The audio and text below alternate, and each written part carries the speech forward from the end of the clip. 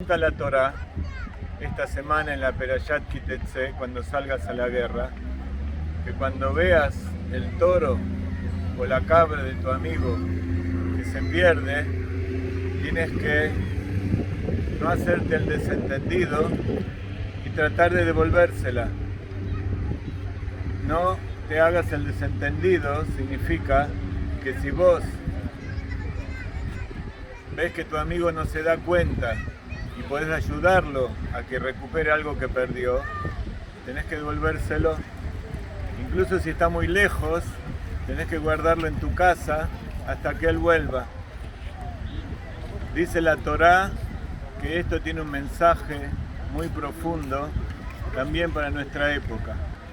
Dice Hasidut que no solamente se pierden cosas físicas, sino que también hay cosas espirituales que uno pierde. Cuando uno sale del camino, tenemos que ver que nuestro amigo se perdió alguna cualidad, que se comporta como no corresponde, o que a lo mejor no sabe, no fue enseñado que tiene que cumplir con los preceptos.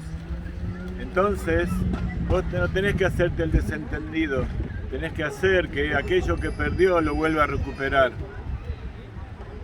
Y así, en este mes de Elul, hay muchos que se olvidaron o que nunca les enseñaron que es el mes de la Teshuvá, que hay que escuchar el shofar. Entonces aquí en Ashdod estamos con nuestros amigos que vinieron de México y queremos compartir esta mitzvah de tocar el shofar para que toda la gente que hay aquí también tenga un despertar que recupere aquello que perdió.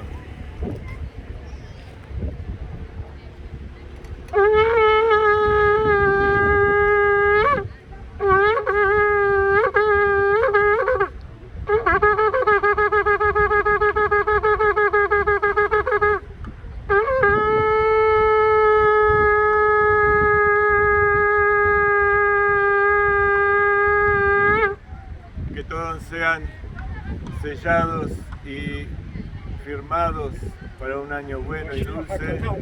Mashiach Akshav. Shana Tova Umetuka. Bye.